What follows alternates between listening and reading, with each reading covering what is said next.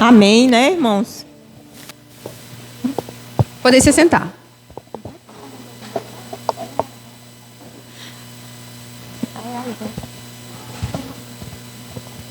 A mensageira desta noite é a nossa irmã Jéssica. Boa noite, irmãos. Feliz semana. Que bom, hein? Feliz que a igreja hoje está cheia, né? A gente decidiu começar a semana da melhor forma possível, que é na casa de Deus, né?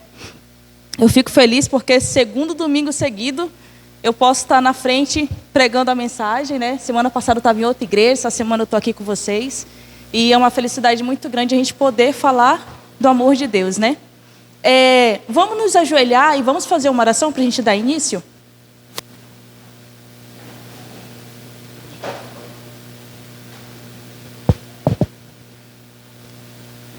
Oremos. Querido e bondoso Deus, nós te agradecemos, ó Pai, porque o Senhor nos concede, ó Deus, e nos permite começar mais uma semana na tua casa de oração, Pai. Te agradecemos, ó Deus, pelo dom da vida, te agradecemos pela proteção que o Senhor concede a cada um de nós, aos nossos familiares. Te agradecemos também, Senhor, pela tua graça redentora que nos alcança todos os dias, Pai. Te pedimos, ó Deus, que o Senhor venha se fazer presente aqui, Pai. Que teu Espírito Santo possa, Senhor, se apoderar da nossa mente, ó Deus. E que nada venha nos distrair, Senhor Jesus, para estudar mais uma vez da tua palavra, Pai. Que a mensageira, Senhor Jesus, que sou eu, venha ser usada, ó Deus, por ti, ó Deus, para a pregação do teu evangelho, Pai. Te pedimos, ó Deus, redenção pelos nossos pecados, Senhor Jesus. E te pedimos, ó Deus, que a cada dia a gente possa buscar mais ainda alcançar o teu reino, Pai. Em nome de Jesus, amém.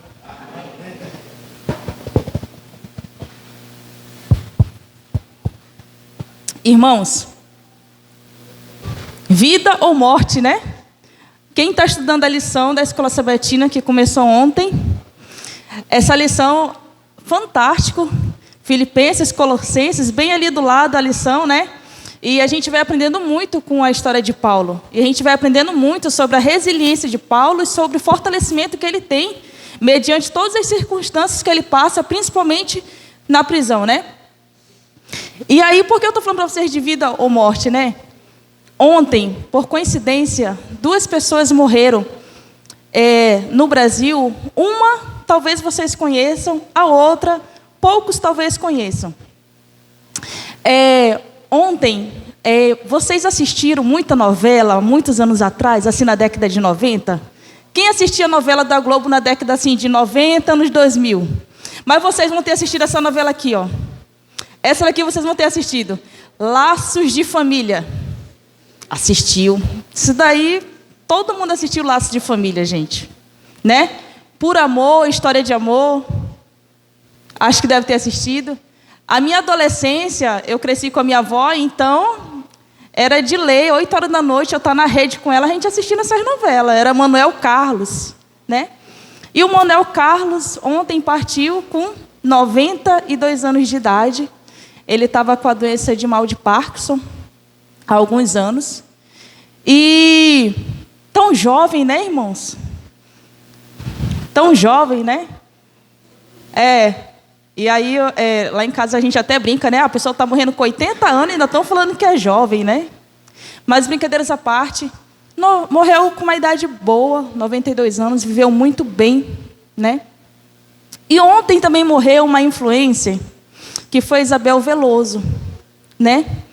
E a Isabel Veloso, uma menina jovem, 19 anos, mas que tinha um conhecimento de Deus sobrenatural, né? Através da experiência que ela teve com a enfermidade que ela tinha. E ela deixou um legado muito bonito, que assim como Manuel Carlos deixou, mas que possivelmente não vai acrescentar tanto na vida das pessoas como uma menina de 19 anos vai poder acrescentar, porque ela testemunhou de fato quem Deus era, né? Essa é a Isabel Veloso, a Cássia conseguiu encontrar aí.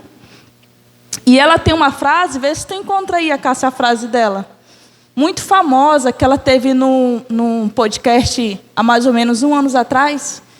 E ela falou essa frase e marcou muito essa frase nas redes sociais. Ontem, todo mundo publicava essa frase, né?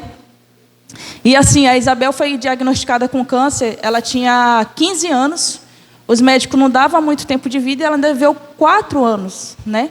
E com 17 anos ela pensou o seguinte: eu preciso casar e ter filhos, porque senão eu vou morrer e eu não vou ter nada disso. O que eu vou deixar de herança, né? Não vou deixar nada.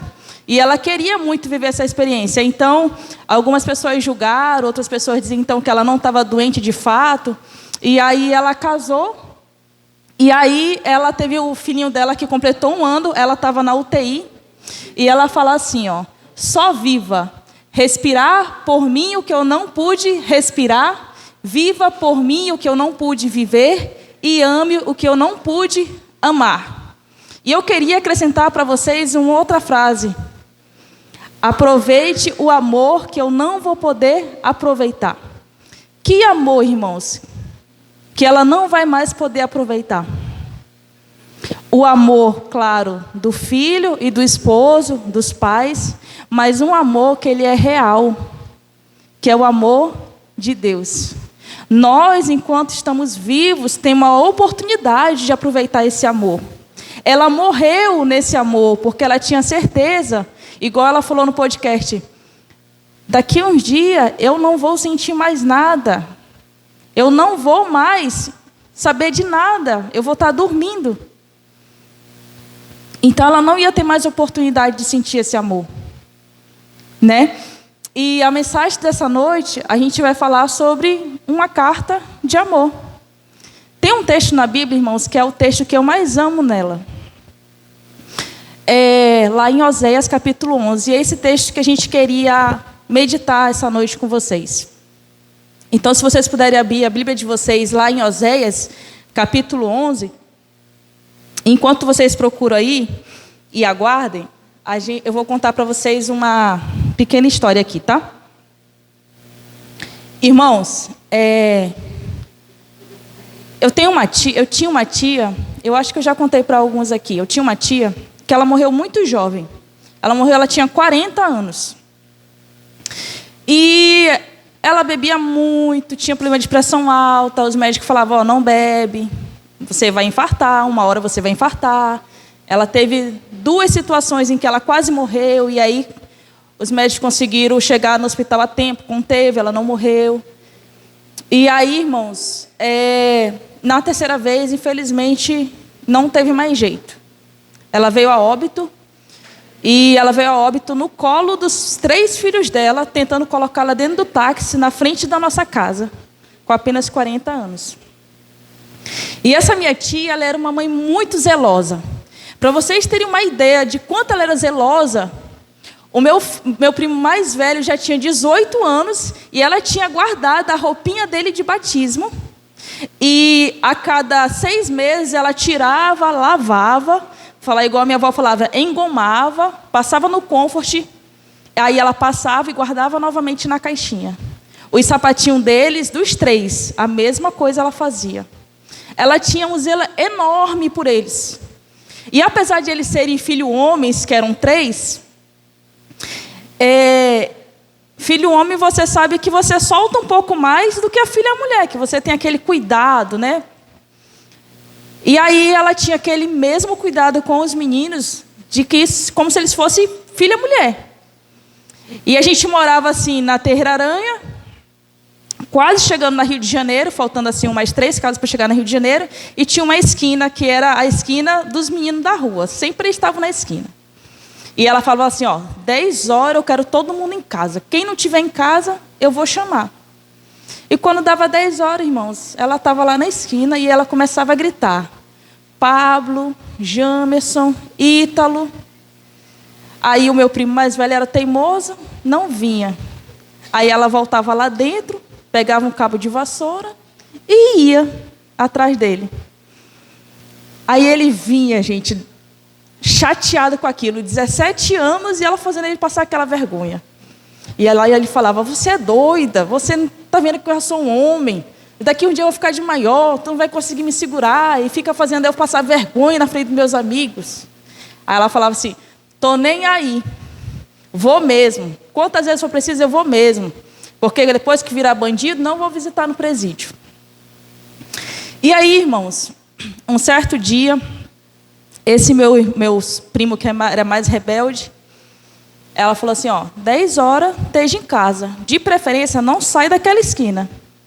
Ele, por teimosia, foi andar 2 quadras mais para frente.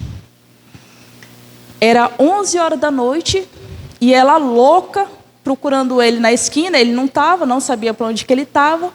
E ele não voltava para casa.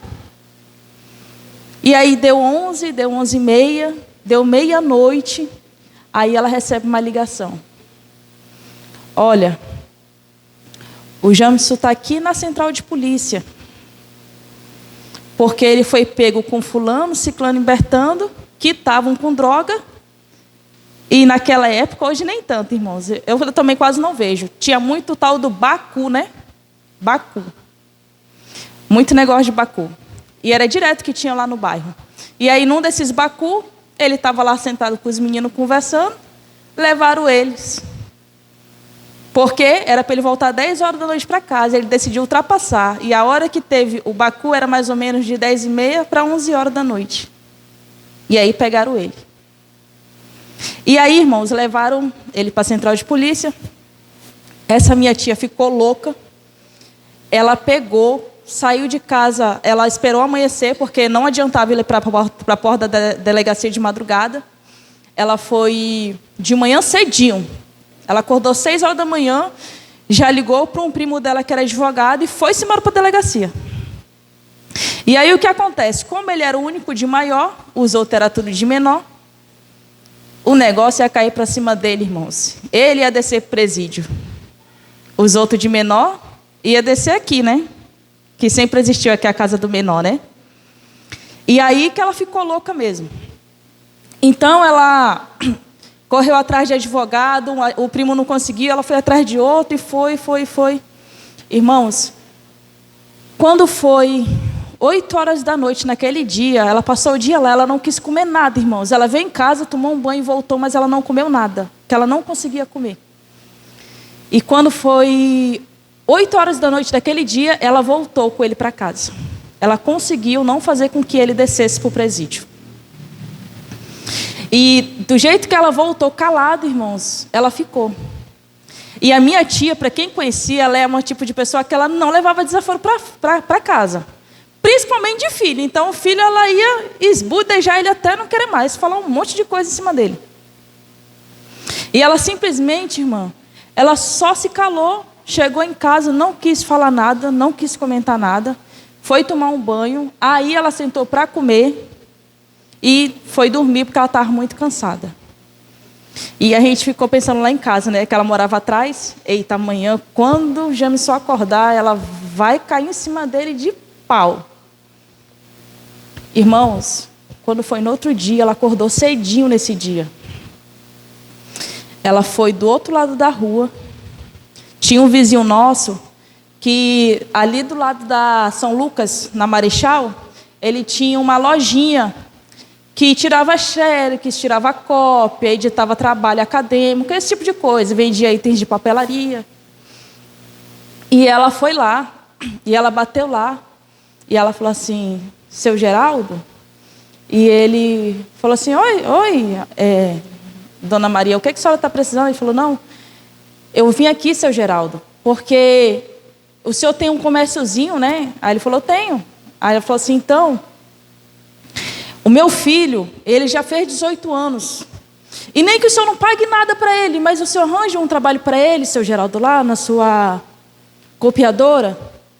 E aí, irmãos, ele falou assim, mas será que ele dá conta? Ela falou, ele dá conta. Nem que o senhor não pague nada para ele, eu só quero que ele trabalhe lá. E aí, irmãos, ele falou assim, olha, por coincidência do destino, eu estou precisando de um rapaz para trabalhar comigo, porque eu não estou conseguindo dar conta. Se ele quiser, ele já pode começar amanhã. E aí, irmãos, ela voltou para casa, chegou para ele e falou assim, amanhã você começa a trabalhar com o seu Geraldo. Aí ele falou assim, cala a boca. Amanhã você começa a trabalhar com o seu Geraldo. Irmãos, o meu primo trabalhou com o seu Geraldo 3 anos. Foi o melhor funcionário que o seu Geraldo teve. Quando ele saiu de lá, o seu Geraldo sentiu tanto, porque depois eu entrei para trabalhar com ele, que ele gostava demais do meu primo. E hoje, meu primo, ele é gerente de uma loja lá na 7, irmãos, lá no centro. É um pai muito amoroso, muito dedicado, muito caprichoso com a família dele, muito responsável. Trabalha o dia inteiro lá e trabalha de noite vendendo churrasco grego lá do lado da São Lucas. Muito esforçado. Infelizmente, a mãe dele morreu no ano seguinte e não conseguiu ver o homem que ela fez ele se tornar. E sabe o que é isso, irmãos? É o amor de mãe que tem pelos filhos. É o amor que os pais têm pelos filhos. Que o que ela poderia fazer naquele momento? Falar para ele um monte de coisa depois do que ocorreu. Mas o amor dela era tão grande por ele, que a forma que ela viu de conseguir salvar o filho dela, não era ela falar, era ela pregar o amor que ela tinha por ele, irmãos. Como? Conseguindo uma ocupação para ele. Foi o que salvou meu primo. Salvou, sabe de quê? De ele morrer, porque um dos rapazes que estava com ele, estudava comigo, tinha 15 anos, quando ele foi pego no assalto e meteram um tiro na cabeça dele. O outro virou um estelionatário, que até hoje ainda fica aplicando golpe por aí. E o outro morreu no assalto, ali no hotel que tem na Jorge Teixeira. O amor dela salvou ele. Assim como o amor de Deus salva a cada um de nós. Amém? E aí, o tema de hoje é falando sobre uma carta de amor. É uma jornada ao coração de Deus através do livro de Oséias. Pode passar, Cássio. E aí a gente se pergunta, né? Como você enxerga Deus? Muitos conhecem um Deus de regra e juízos. Poucos conhecem o seu coração de pai. A forma como vemos Deus define a forma como nos relacionamos com Ele, né? Muitas pessoas, irmãos, elas se afastam da igreja porque elas acham que Deus é injusto, que Deus ele é cruel, que Deus ele não é fiel, que Ele é um pai rígido, que Ele é um pai injusto, né? Ou seja, porque essas pessoas de fato não conseguem entender como é o amor de Deus. E por elas não entenderem como é o amor de Deus, elas não sabem como se relacionar com esse Deus. Pode passar, Cássio. E no livro de Oséias, no capítulo 11, o próprio Deus ele nos convida a ver além das aparências e como se Ele dissesse, deixe-me mostrar quem realmente eu sou. Só dar um contexto aqui para vocês. O livro de Oséias ele é um livro totalmente dedicado à tribo de Israel. Como era dividida a tribo de... Josué dividiu as tribos. Tinha a nação do norte e a nação do sul. A nação do norte era constituída por 12 tribos, sendo a mais importante a Efraim. Então era conhecida como Israel.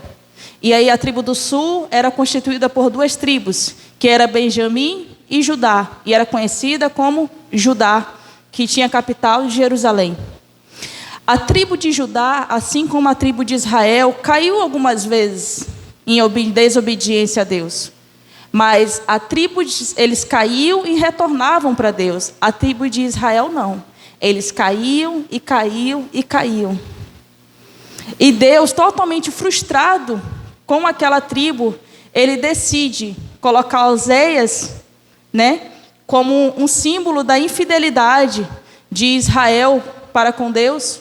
E aí Ele mostra ali como é que era aquela nação, ela vivia. E eu queria que vocês só voltassem rapidinho no capítulo 4, para vocês terem uma noção da infidelidade da tribo de Israel. Lá em Oséias 4, do versículo 1 até o 2, ele fala assim: ouve a palavra do Senhor, vós, filhos de Israel, porque o Senhor tem uma contenda com os habitantes da terra, porque nela não há verdade, nem amor, nem conhecimento de Deus. O que só prevalece é perjura, mentir, matar, furtar e adulterar. e há arrombamentos e homicídios sobre homicídios. Ou seja, era uma nação totalmente corrompida.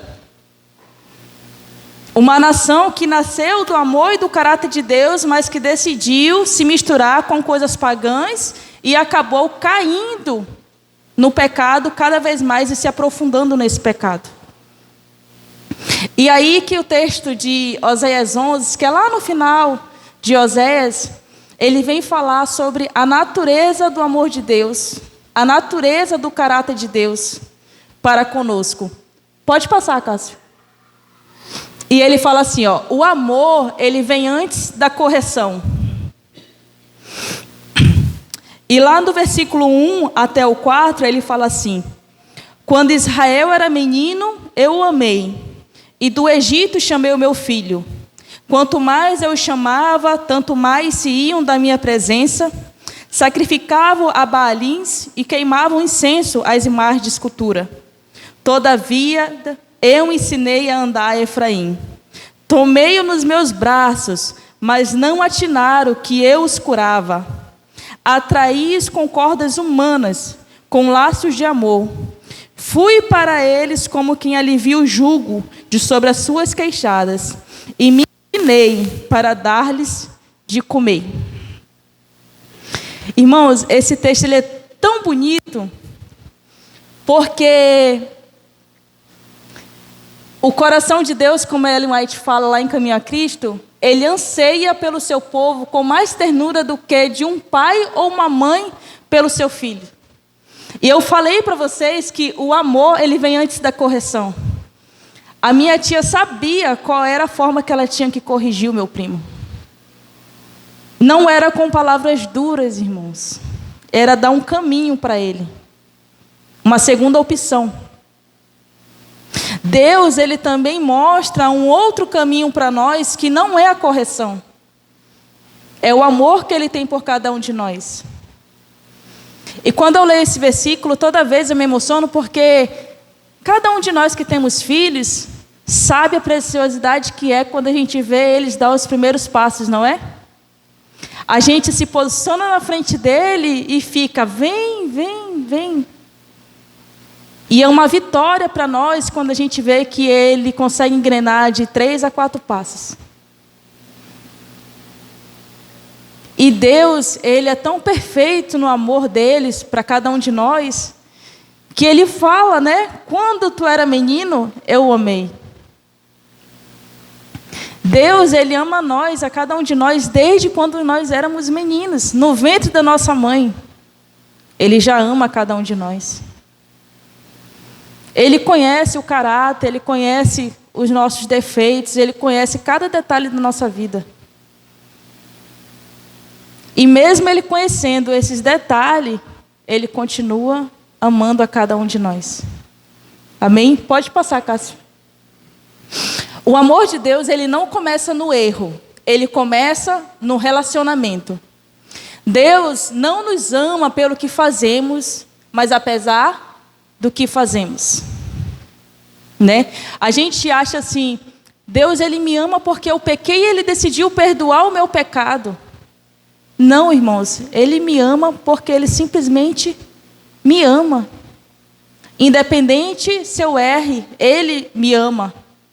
O pecado que nós cometemos é uma forma de Deus mostrar ainda mais o amor que ele tem por nós, porque ele nos redime nesse amor. Ele chega para mim e para cada um de vocês e fala assim, apesar do seu pecado, eu ainda te amo. Pode passar, Cássio. E o pecado, ele fere, mas ele não destrói o amor de Deus. E aí, continuando aqui em Oséias 5, ele fala assim, não voltarão para a terra do Egito, mas o assírio será seu rei, porque recusam esse. A espada cairá sobre as suas cidades, e consumirão os seus ferrolhos, e a devorará por causa dos seus caprichos. Porque o meu povo é inclinado a desviar-se de mim, se é concitado a dirigir-se acima, ninguém o faz. Irmãos, quando os nossos filhos fazem aquilo que não agrada a nossa ideia maior logo é de devolver com ira, porque a gente está chateado com aquela situação. E Deus, da mesma forma, Ele sente, muitas vezes, essa vontade de que castigar a gente? Não, ser um Deus justo. Eu pequei e eu preciso pagar pelo meu erro. Eu desobedeci, então Deus precisa me corrigir. Israel se afastou, ignorou o amor e buscou a outros deuses. Deus, Ele não é indiferente ao nosso afastamento. Ele se entristece profundamente, irmãos, quando a gente se afasta dEle. É engraçado, irmãos, porque é uma briga constante de o Deus buscando o homem e o homem fugindo de Deus. Vocês já viram Tom e Jerry? Né? É como se fosse uma briga de gato e rato mesmo. Deus corre atrás da gente constantemente e a gente continua tentando fugir dele constantemente. Ele joga a corda e a gente não segura a corda. E a gente fica igual aquele homem no barquinho, né? Senhor, me manda alguém para me ajudar a sair daqui, né? Então vou me afogar. E aí Ele manda várias oportunidades para você não se afogar. E você fala assim, Deus nem ouviu minhas preces. Não, irmãos, quantas vezes Deus está chamando por cada um de nós e a gente está tapando os nossos ouvidos para não escutar a voz dEle. Pode passar, Cássio. O amor de Deus ainda segue o pecador com convites, advertências e promessas. O pecado, ele nos separa de Deus, mas nunca separa Deus de nós. Pode passar. E qual é o ponto da virada, né? Lá no versículo do 8 ao 9, ele vai falar, né? Como te deixaria, ó Efraim? Como te entregaria, ó Israel? O meu coração está comovido, a minha compaixão se acendeu. Irmãos, assim como Deus, assim como nós, na verdade, Deus, Ele tem vontade de pesar a sua mão sobre os filhos, quando eles são desobedientes. Mas por amor que Ele tem a cada um de nós, Ele não consegue colocar essa mão sobre nós. Ele consegue sim nos redimir através do amor dele, com justiça. Pode passar, Cássio. E a justiça, ela pede uma correção. O amor implorava por misericórdia. E Deus, ele fala lá em Oséias mesmo, porque eu sou Deus e não homem. Se Deus fosse como nós, desistiria, porque Ele é Deus, Ele ainda insiste. Irmãos, isso daqui é muito interessante. A irmã Carol esteve aqui há uns sábados atrás e ela falou sobre 1 Coríntios, capítulo 10. E o versículo, acho que foi 12, ele tocou muito. Que ele fala assim, quem está em pé, vigie para não cair. Às vezes a gente desiste do outro muito fácil. Porque a gente jura que nós estamos em pé. Nós, como homem, como carne, a gente desiste do outro muito fácil. E a gente tem aquele velho costume de dizer assim, não está vindo para a igreja porque não quer. Né? Não estuda a Bíblia, não estuda a lição. Desanima mesmo, não faz porque não quer. Não está trabalhando da forma que deveria trabalhar porque não quer. Saiu da igreja porque quis. Irmãos, quantos conflitos cada um de nós passa, quantas dificuldades cada um de nós passa, quantas lutas cada um de nós temos, que fazem, e nós temos o desejo de desistir da caminhada. E aí a gente, às vezes, é indiferente à dor e o sentimento do outro. Ou seja, se na minha cabeça muitas vezes passa a vontade de desistir, o outro não pode ter essa mesma vontade de desistir da caminhada? Com certeza vai ter, irmãos. Porque a tribulação é para todos. O inimigo, ele está tentando a todos. Eu não sou mais forte do que ninguém. E Paulo é muito enfático em dizer: vigie para não cair. Porque você pode achar que está em pé, mas você não está em pé. E aí, às vezes, a gente age como homem, não como filho amado de Deus, que tem o caráter de Deus, e por ter o caráter de Deus, tem que ser sensível à dor do outro e falar assim: não, eu vou tentar descobrir o porquê que o meu irmão não está vindo para a igreja. O que está acontecendo com ele? O que ele está passando? Porque talvez o ministério dele não está funcionando da melhor forma possível. Ele deve estar com algum problema. Vou tentar ajudar.